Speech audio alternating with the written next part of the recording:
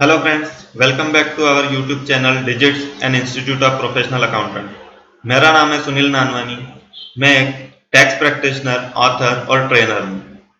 आज हमारा ये ऑनलाइन ट्रेनिंग सेशन जो है वो है नंबर 9। इसके पहले हम 8 ऑलरेडी बना चुके हैं, जिसमें हमने टोटल बेस क्रिएट करने से लेके cell purchase, what is mean by discount, bad debts और लॉस क्या रहता है उसको डिस्कस किया हुआ है। देखिए इसमें क्या कवर होने वाला है। In this session you will be able to understand reserves and provisions. इसमें रिजर्व्स और प्रोविजंस क्या रहता है उस पर डिस्कशन किया जाएगा। कंपैरेटिवली ये बहुत छोटा चैप्टर है, लेकिन छोटा चैप्टर है इसका मतलब ये नहीं है कि इसका वैल्यू कम है। ये बहुत ही मायने रखता है हमारे बिजनेस में। ये जो टर्म है रिजर्व्स एंड प्रोविजन, और भले छोटा है इसका मतलब ये नहीं है कि ये छोटा ही था। इसको हमने एकदम छोटा बनाया गया है समरी के इसमें, क्योंकि ये क्रिटिकल रहेगा थोड़ा समझना। तो इसको हमने जो की इसेंशियल्स थे इसके उसको कवर करते हुए ये सेशन को बनाया हुआ है, ताकि ये इजीली आपको समझ में आए। तो आइए स्टार्ट करते हैं। Reserve: to separate a fund for any specific purpose, either from retention of profit of business and sale of fixed assets or upward revaluation of assets, is known as reserve। देखिए business हमने open किया है income earn करने के लिए। अब वो जो इनकम हमें अर्न हो रही, suppose at the end of the year आपकी नेट इनकम निकली 5 लाख रुपए। अब जरूरी नहीं है कि वो आप पूरे के पूरे 5 लाख रुपए चाहो तो निकाल भी सकते हो, लेकिन जरूरी नहीं है कि वो पूरे के पूरे 5 लाख रुपए ओनर विड्रॉ कर लेगा कि भाई मैं अपने घर खर्च के लिए उठा लूंगा, या मैं किसी अपने पर्सनल हाउस होल्ड यानी कोई इन्वेस्टमेंट भी मैं कर रहा हूँ LIC में वगैरह या जो भी होगा, या मेरे चिल्ड्रन के एजुकेशन पे मैं खर्चा कर रहा हूँ, या मैं कोई फॉरेन टूर कर रहा हूँ उसमें वो यूटिलाइज कर लेगा। ऐसा जरूरी नहीं है।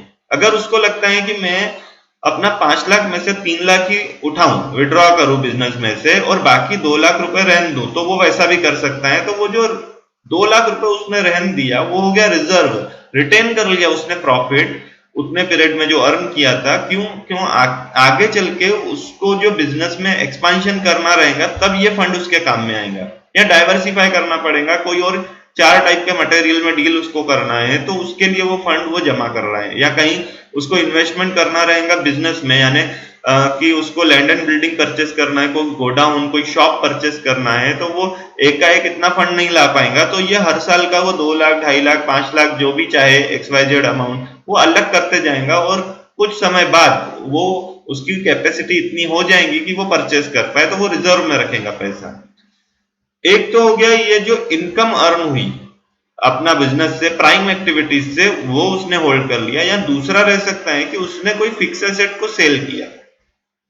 सपोज उसके पास एक मशीनरी थी, चलाया उसने 5-6 साल चलाया, लेकिन आज उसका जो टर्नओवर है वो मशीनरी उसके हिसाब से नहीं है, तो वो क्या करेगा, वो मशीनरी को सेल कर देगा। सेल करने के बाद जो पैसा आया वो खुद यूज नहीं कर लेगा, या बिजनेस में माल खरीदने के लिए यूज नहीं करेगा, तो वो रख देगा रिजर्व में। क्यों? तो सीधी सी बात है, उसने आज जो मशीनरी बेचा है उससे उसका अपग्रेड मॉडल ही उसको चाहिए, तो वो उसको लेना पड़ेगा, और जब वो लेगा तब उसको फंड देना पड़ेगा।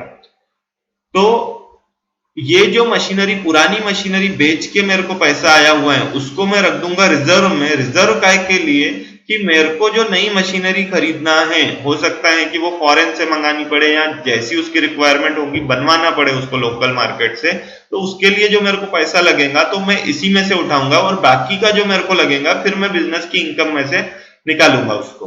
और अपवर्ड रिवैल्यूएशन ऑफ एसेट: देखिए कई बार ऐसा रहता है कि हमारे पास एसेट पड़ी है लेकिन उसको हम बेच नहीं रहे हैं, लेकिन उसको रिवैल्यू कर रहे हैं कि इसका मार्केट प्राइस बढ़ते जा रहा है। सपोज अगर मैं इजीली आपको बताना चाहूं तो इसके लिए आपको इजीली शेयर मार्केट के थ्रू समझ जाएगा। समझो हमारी किसी कंपनी के शेयर्स में इन्वेस्टमेंट है।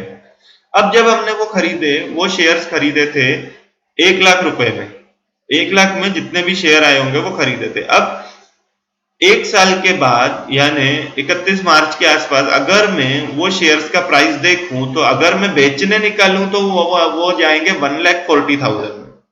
अब क्या बुक्स में मैं 1 लाख के ही शेयर रखूंगा? नहीं, हमें ये राइट है कि अगर हमारी कोई इन्वेस्टमेंट, कोई एसेट की वैल्यू बढ़ रही है तो उसको रीवैल्यू करके बुक्स में एंटर कर सकते हैं। क्योंकि अगर मैं उसको सही में जब बेचने निकालूंगा तो आज की मार्केट प्राइस के हिसाब से मेरे को वो 1,40,000 देके जाएंगे, इसलिए मैं उसको क्या करूंगा, रीवैल्यू कर दूंगा। मैंने सेल नहीं किया है, प्रॉफिट बुक नहीं कर रहा हूं यहाँ पे, ना ही मैं रिजर्व में पैसा रख रहा हूं, सिर्फ मैं उसको क्या कर रहा हूं, तो रीवैल्यूएशन करके छोड़ दे रहा हूं। Is known as reserve. जो रीवैल्यू करके वो फंड में, क्योंकि रीवैल्यू कर दिया, देखो 1 लाख का शेयर खरीदा था मैंने, उसका कैश दिया होगा या तो चेक इशू किया होगा, जो भी किया होगा।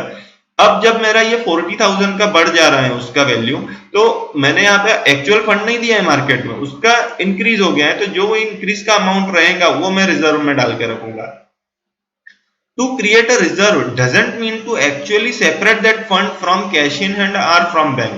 अब देखिए, मैंने रिजर्व क्रिएट कर लिया XYZ पर्पस के लिए, इसका मतलब ये नहीं है कि मेरा जो बैंक अकाउंट है या मेरा जो कैश इन हैंड है उसमें से वो मैं पर्टिकुलर पैसा निकाल लूंगा। अगर मैं कैश इन हैंड की बात करूं कि कैश इन में हैंड में से मैं वो रिजर्व का फंड जो था मेरा, वो निकाल के मैं किसी दूसरे डब्बे में रख दूंगा कि भैया ये तो रिजर्व है, ये तो इस चीज के लिए रिजर्व है, इसको निकाल के रख दिया। या सेम बैंक में भी अगर मेरा कोई रिजर्व में कर रहा हूं और मेरा बैंक में बैलेंस है, इसका मतलब ये नहीं कि मेरा रिजर्व जो 4 लाख का है तो वो बैंक में से निकाल के रख लूंगा या उसके लिए कोई सेपरेट बैंक अकाउंट बनाऊंगा कि ये अकाउंट में मेरे पूरे टाइप के रिजर्व रहेंगे। ऐसा कुछ भी नहीं है, इसके लिए कोई सेपरेट फंड नहीं किया जाता। ये सिर्फ it's only the result of an accounting entry, यानी जो बुक्स में सेपरेट दिख रहा है वो एक अकाउंटिंग एंट्री के द्वारा है, जो हमने एडजस्टमेंट एंट्री मार के रखे। सही में उसको फंड अलग करने की जरूरत हमें नहीं है या नहीं करना पड़ता है, ऐसा होता ही नहीं है। There are mainly 2 types of reserve. अब देखिए रिजर्व्स के कितने टाइप हैं, तो 2 हैं। First is capital reserve. Capital reserve which is not generally distributed as profit. It may or may not involve any receipt of cash as it arises out of profit on sale of a fixed asset or upward revaluation of fixed assets. Capital receipts like issue of share of debentures at a premium or any other trading income, any other non-trading income during the period prior to the incorporation. Capital reserve जो रहेगा वो profit distribution के लिए use नहीं किया जाएगा कि चलो आज रिजर्व में हमने पैसा डाल दिए हैं, लेकिन इसके बाद जब जरूरत पड़ी या प्रॉफिट कम हुआ अगले साल तो उसमें से वो फंड निकाल के दे देंगे। ये कैपिटल रिजर्व का मतलब ही है कि कोई हमने समझो फिक्स एसेट को सेल किया है या उसका अपवर्ड रिवैल्यूएशन किया है। जैसे अभी मैंने बताया था कि हमारा 1 लाख का शेयर, उसकी कीमत 40,000 से बढ़ गई, तो मैंने रीवैल्यू की एक एंट्री मारा कि 1,40,000 उसकी कीमत हो गई। इसका मतलब 40,000 तो असल में हमारे पास आए नहीं थे, तो जब आए नहीं तो राइट क्या है हमें कि हम खुद को वो पैसा दे दें। यानी अगर बिजनेस ओनर है या हमारे पार्टनर्स हैं तो उसमें 2 पार्टनर्स हैं तो 20-20,000 उसमें बांट दें। पैसा तो बिजनेस में आया ही नहीं था ना, हमने तो सिर्फ उसको क्या किया है, रीवैल्यू किया है। तो ये प्रॉफिट डिस्ट्रीब्यूशन के लिए यूज नहीं किया जाएगा। Capital reserves like capital reserve receipts like issue of shares और डिबेंचर्स एट अ प्रीमियम। देखिए प्रीमियम पे जो कैपिटल रिसिप्ट होती है कि उसको जो हमने शेयर इशू किया, डिबेंचर किया प्रीमियम रेट पे, वो and any other non-trading income during the period prior to incorporation। कि जो हमारी समझो शेयर्स की वैल्यू 100 रुपए थी, तो अगर हमारी कंपनी अच्छा ग्रो कर रही है और उसको हम प्रीमियम पे बेचते हैं, प्रीमियम पे मतलब कि वो हम 120 रुपए में बेच रहे हैं, तो ये 20 रुपए के हिसाब से हम जितने भी शेयर बेच रहे हैं यानी 120 के हिसाब से, मतलब यहाँ पे आएगा प्रीमियम रेट मेरा 20 रुपए। तो जितना भी एडिशनल फंड मेरे पास आ रहा है तो उसको भी कैपिटल रिजर्व में रखा जाएगा, वो भी प्रॉफिट डिस्ट्रीब्यूशन में यूज नहीं किया जाएगा, वो बिजनेस में ही पड़ा रहेगा। या any other non trading income during the period prior to incorporation. यानी जब हमारा कंपनी बन रही थी, वो पब्लिक लिमिटेड कंपनी वो बन रही थी, जो हमारा इनकॉर्पोरेशन हो रहा था उससे पहले ही हमें कोई पैसा आ गया। समझो किसी ने हमें पैसा दे दिया कि आप ये जो कंपनी स्टार्ट कर रहे हो इसमें मेरा इन्वॉल्वमेंट मेरे को करना है, तो उसके लिए मैं ये फंड देता हूं कि आप अभी इसका सेटअप लगाओ। यानी कुछ भी हो सकता है, वो मेमोरेंडम ऑफ एसोसिएशन जो भी हमको लीगल उसके कंप्लायंसेस करना है, ड्राफ्टिंग करना है, या कहीं पे लैंड एंड बिल्डिंग के लिए पैसा देना है, तो जिसने अगर उसमें पैसा दिया है वो इनकम है, लेकिन नॉन ट्रेडिंग है, कंपनी शुरू हो रही होंगी XYZ प्रोडक्ट में डील करने के लिए, XYZ सर्विसेज प्रोवाइड करने के लिए, लेकिन यहाँ जो ये पैसा दे रहा है हमको, वो दे रहा है किसी और रीजन से, ना कि हमारी ट्रेडिंग एक्टिविटीज के कारण। तो वो भी कैपिटल रिजर्व में रखा जाएगा, क्योंकि वो भी बंदा उसका शेयर जो ये रहेगा प्रॉफिट, उसका शेयरिंग लेने का हकदार रहेगा, तो उसको रखा जाएगा कैपिटल रिजर्व में। Another type is reserve, revenue reserve. एक है कैपिटल रिजर्व, दूसरा है revenue reserve, which is created by retention of profit. यानी जो हमारी प्राइम एक्टिविटीज ऑफ बिजनेस है उसमें से जो पोर्शन अलग करके रखा जाएगा उसको बोला जाएगा revenue reserve. It includes general reserve. देखिए क्या रीजन से रखा जा सकता है, एक रह सकता है कि general reserve which is not created for any particular purpose, they are created as security of business against undeterminable situation। एक जनरल रिजर्व रहेगा कि मेरा प्रॉफिट कितना भी हो उसका मैं 10% का, 20% का, जो भी आप डिसाइड करोगे, या हो सकता है परसेंटेज वाइज नहीं, एक फिक्स अमाउंट हो कि 1 लाख रुपए, 2 लाख रुपए, मैं उसको जनरल रिजर्व में डाल दिया करूंगा हर बार। रीजन क्यों? कि बिजनेस है आज, ठीक है आज प्रॉफिटेबल है, हो सकता है कि आने वाले साल में नुकसान हो जाए, तो तब मेरे बिजनेस में जो खर्चे रहेंगे उसको तो मेरे को मेंटेन करना पड़ेगा, स्टाफ की सैलरी है, मेरे बाकी के खर्चे हैं, लीगल कंप्लायंसेस हैं, ये ट्रांसपोर्टेशन चार्जेस हैं, तो वो कैसा करेंगे?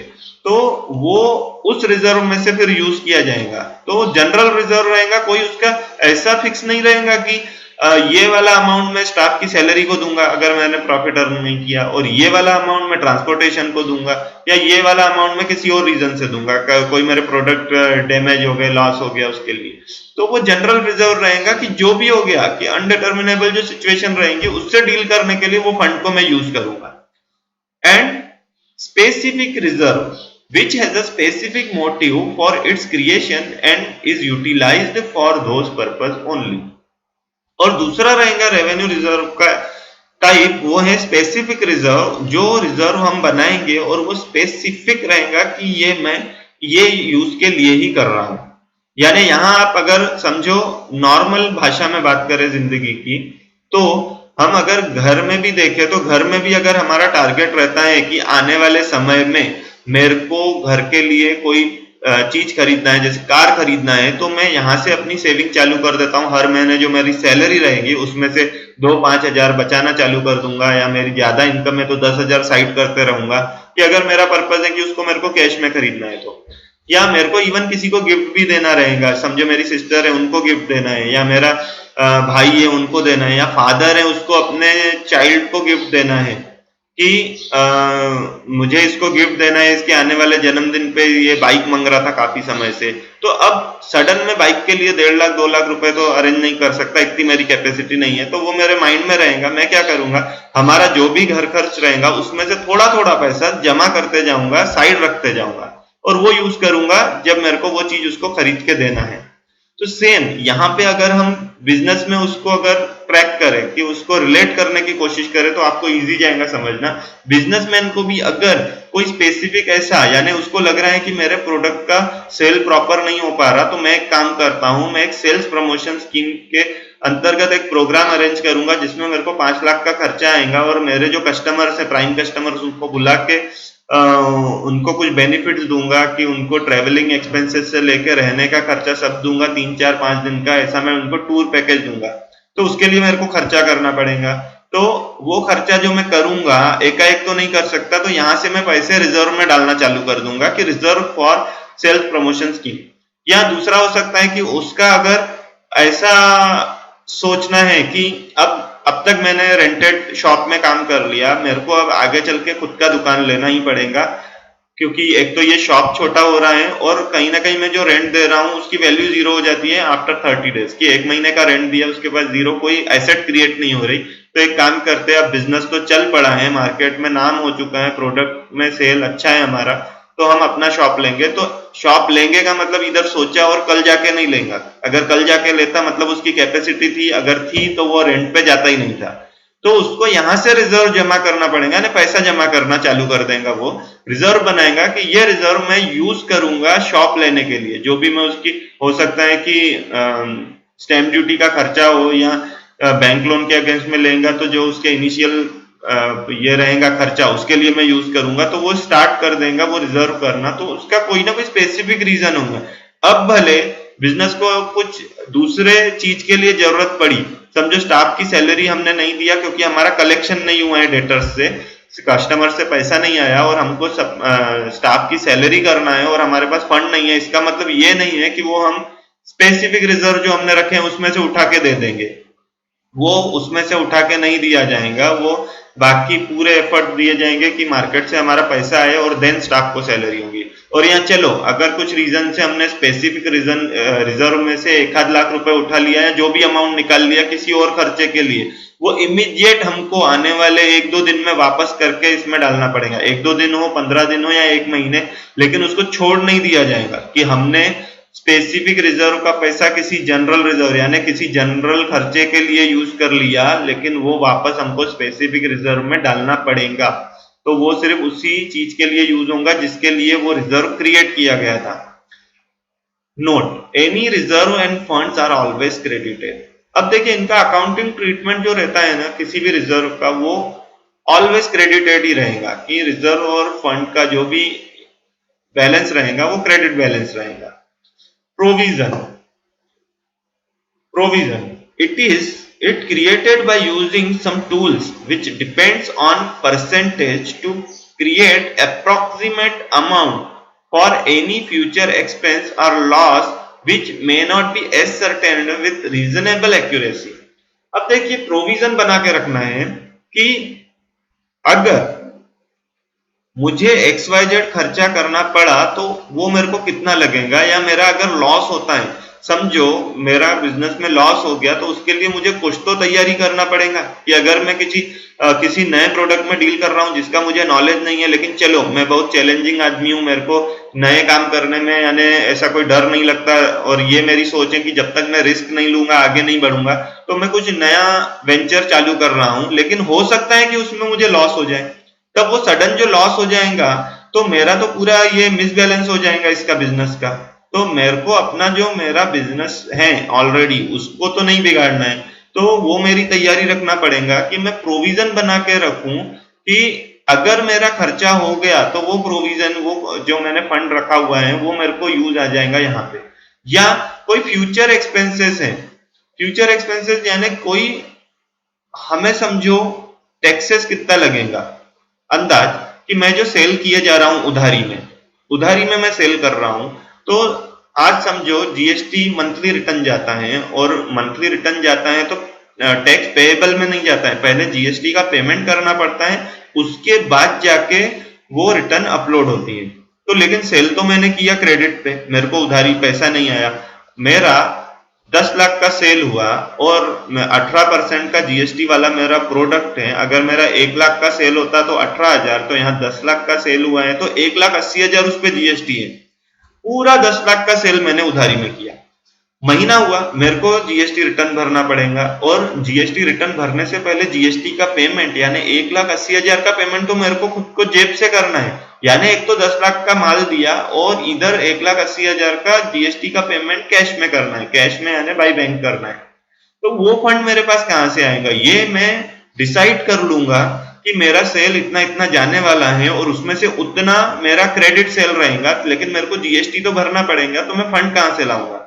तो यहाँ पे अगर मेरे पास महीने में बिजनेस में फंड है, ऐसा नहीं है कि मेरे पास हाँ कैश पड़ी है या मेरे पास बैंक बैलेंस पड़ा है तो उसको मैं बिना जजमेंट के यूज करते जाऊंगा इधर उधर, तो उससे क्या हो जाएगा कि किसी ने समझो स्टाफ ने एडवांस मांगा 6 महीने का, मैंने उठा के दे दिया, या किसी को मैंने मेरा रेंट का शॉप है तो उसको 3 महीने का रेंट एडवांस में दे दिया, तो उससे क्या हो जाएगा, यहाँ तो हमने खर्चे कर लिए उस डेट के लिए जो फ्यूचर डेट है, कि उसको अगर हमने अभी पे नहीं भी किया रहता तो चल जाता क्योंकि हमारा ऑब्लिगेशन टू पे नहीं था। उससे क्या हो जाएगा कि यहां जब हमको जीएसटी भरने का टाइम आएगा, जो कि ड्यू डेट के पहले भरना पड़ेगा, वहां जो हमारा ऑब्लिगेशन टू पे था, जो हमारा स्टैट्यूटरी कंप्लायंस था कि हमको भरना ही है, वहां हम नहीं भर पाएंगे। तो उस चीज के लिए हमारे पास फंड ही नहीं रहेगा। तो हमको क्या करना है कि जो खर्चा आने वाला है, like provisions for duties and taxes की प्रोविजन बना के, इसके लिए मुझे लगेगा, इसको मैं यानी टाल नहीं पाऊंगा। डेप्रिसिएशन की हमारी जो एसेट है, एसेट जो रहेंगी बिजनेस की, उसका जो डेप्रिसिएशन चार्ज होगा, डेप्रिसिएशन चार्ज होगा, तो उससे मेरा नेट प्रॉफिट कम होगा। अब आप बोलोगे कि डेप्रिसिएशन जो चार्ज होगा उसके लिए तो कोई फंड की जरूरत नहीं पड़ने वाली है। तो इसमें चीज कैसी है देखिए, अगर हमारा सेल, हमारी इनकम एक लिमिट के ऊपर है, तो हम आते हैं एडवांस इनकम टैक्स के दायरे में, कि हमको हर 3 महीने में एडवांस टैक्स भरना पड़ता है। यानी जो भी हमारा इनकम टैक्स रहेगा वो एक डिवाइड किया हुआ है गवर्नमेंट के द्वारा कि 4 इंस्टॉलमेंट में, कि एक साथ भरना सामने वाले के लिए मुश्किल जाता है, तो 4 इंस्टॉलमेंट में भरो। प्लस गवर्नमेंट को भी वो रेवेन्यू जो रहता है उनका, वो टाइम टू टाइम मिलता रहे, कि ताकि वो बाकी के एक्सपेंसेस कर सके। साल के एक बार में मिलेंगे और साल भर उनके पास फंड नहीं जाएगा तो वो भी दिक्कत होगी। इसलिए उन्होंने डिजाइन ऐसा किया हुआ है पैटर्न को कि एडवांस इनकम टैक्स 4 इंस्टॉलमेंट में जाएगा। अब जो भी बंदा वो कैलकुलेशन करेगा एडवांस इनकम टैक्स मुझे कितना भरना है, तो वो करेगा कि मेरी नेट इनकम कितनी जाने वाली है साल भरे में, या वो 3 महीने के पीरियड में कितनी गई, वैसा डिवाइड करेगा। वैसे तो वो जो उसका 3 महीने का सेल रहेगा, जो इनकम हुई है, उससे वो 4 टाइम्स गुना करेगा, यानी साल का निकालेगा। उसके बाद वो हिसाब से डिसाइड करेगा कि इस बार का मेरा अप्रॉक्स इनकम टैक्स इतना जाने वाला है, उस हिसाब से उसको डिवाइड करेगा 4 से, और वो फर्स्ट इंस्टॉलमेंट भरेगा, या जो भी प्रोपोर्शन में भरेगा। मैंने ऐसा बोला है कि 4 में डिवाइड करेगा। वैसे उसका परसेंटेज अलग है कि 15% और फिर आगे चल के अलग परसेंट, लेकिन यहाँ हम 25% ही कंसिडर करते हैं इजी अंडरस्टैंडिंग के लिए। तो जो भी उसका नेट प्रॉफिट निकलेगा, उस पे नेट इनकम निकलेगी, उस पे वो जो इनकम टैक्स निकलेगा, उसको वो हिसाब से एडवांस इनकम टैक्स भरना है। अब समझो अगर वो सोचेगा कि मैं डेप्रिसिएशन को सीधा 31 मार्च में चार्ज करता, तो वो क्या हो जाएगा कि उसके पास जो शुरुआत के 3 उसने इंस्टॉलमेंट भरा एडवांस इनकम टैक्स की, यानी 30 जून को, 30 सितंबर को और 31 दिसंबर को, तब उसके पास ये कैलकुलेशन था ही नहीं। तो इसका मतलब उसको जो सपोज एडवांस टैक्स भरना था 20,000 का, तो वो हो सकता है 30,000 का भर रहा हो। और यहाँ पे जब 31 मार्च को उसने डेप्रिसिएशन एक साथ मारा, तो उसकी नेट इनकम कम हो गई। अब उसको पता चला यार मेरे को तो यहाँ पे चौथी इंस्टॉलमेंट भरने की जरूरत ही नहीं है, या बहुत कम अमाउंट में भरने की है। तो इसलिए ये डेप्रिसिएशन की प्रोविजन करके रखना पड़ता है कि हमको पता रहे कि हमारा एडवांस इनकम टैक्स हमको कितना भरना है।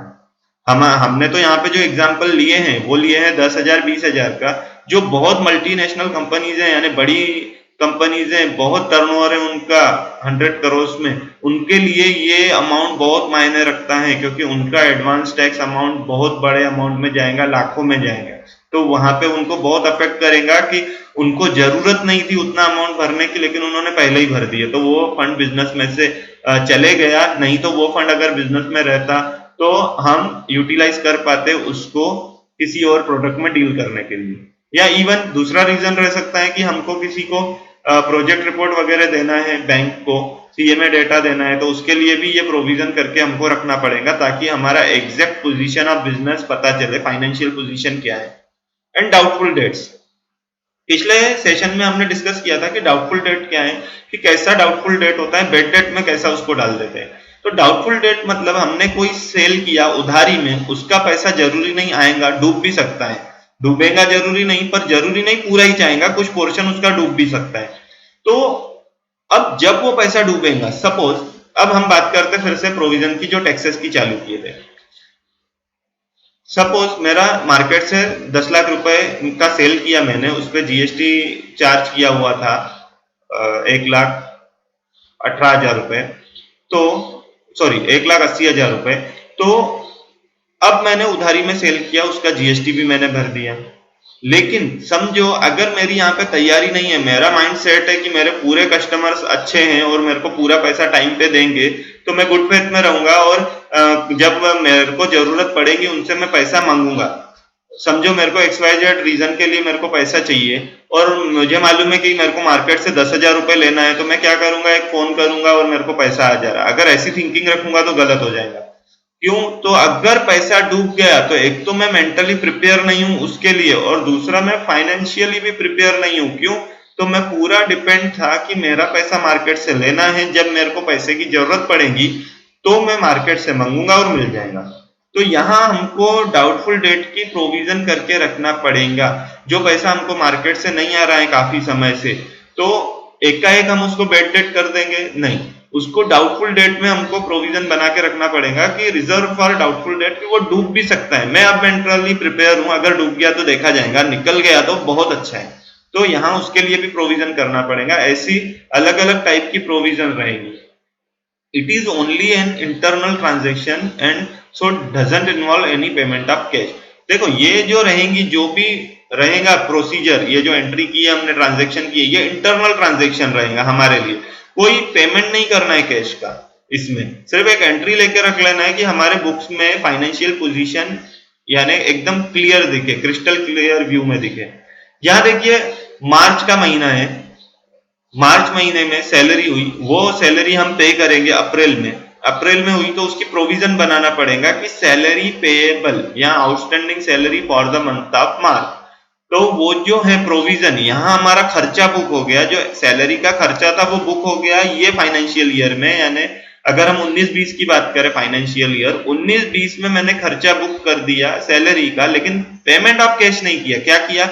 Salary expenses account debit to outstanding salary account, यहाँ salary payable account to salary payable account, कि टू कैश के बजाय टू सैलरी पेएबल अकाउंट की मैंने प्रोविजन खड़ी कर दिया। यहां से मेरे को क्या हो गया कि मेरा खर्चा बुक हो गया वो साल में 19-20 में। अब जब 20-21 में मैं उसको पेमेंट करूंगा, तो अगर मैं डायरेक्ट पेमेंट करता विदाउट प्रोविजन बना के, तो क्या करता, salary account debit to cash और बैंक अकाउंट। यहां मैं क्या करूंगा, सैलरी ऑलरेडी हम बुक कर चुके हैं, सैलरी पेएबल में मेरा बैलेंस दिख रहा है, तो मैं करूंगा salary payable account debit to cash और बैंक अकाउंट। नरेशन में दूंगा कि being outstanding salary for the month of March paid by cash और बैंक। तो प्रोविजन इसलिए काम में आएगा कि हमको बिजनेस की एग्जैक्ट फाइनेंशियल पोजीशन पता रहे, और कुछ रीजन से हम प्रोविजन बना के रख दें कि ये चीज में मुझे खर्चा लगने वाला है, तो मैं प्रिपेयर रहूं। आशा करता हूं दोस्तों आपको ये सेशन समझ में आया होगा। कंपैरेटिवली ये थोड़ा, जितना छोटा था उतना ही थोड़ा क्रिटिकल है, तो इसको ध्यान से, अगर हो सकता है आपको एक बार में ना समझा हो तो 2 बार 3 बार ये वीडियो को देख लीजिएगा, आपको ये कंसेप्ट क्लियर हो जाएंगे। और मैंने आपको पहले भी बताया हुआ है कि ये जो हमारे ऑनलाइन सेशन के, ट्रेनिंग सेशन के मॉड्यूल्स हैं, ये जो मैंने एक बुक लिखा हुआ है फंडामेंटल्स ऑफ प्रैक्टिकल अकाउंटिंग, उसके एक छोटे छोटे चैप्टर में हम पार्ट करके उसको वीडियो फॉर्मेट में कन्वर्ट कर रहे हैं। तो अगर आपको ये बुक लेना है तो डिस्क्रिप्शन में इसकी लिंक भी दी हुई है, आप उसको क्लिक करके ऑनलाइन पोर्टल से ये बुक परचेस कर सकते हैं, ताकि आप डिटेल में जब भी समय मिले वो बुक पढ़ पाए और ये वीडियो देख के उसका क्लैरिफिकेशन भी समझ पाए। आपको ये वीडियो अच्छा लगा हो तो लाइक कीजिए, शेयर कीजिए, और चैनल पे अगर आप नए हो तो जरूर सब्सक्राइब कीजिए हमारे चैनल को, और बेल आइकॉन को भी दबाएं, ताकि आपको हमारे हर आने वाले नए वीडियो की नोटिफिकेशन मिलती रहे। Thank you so much.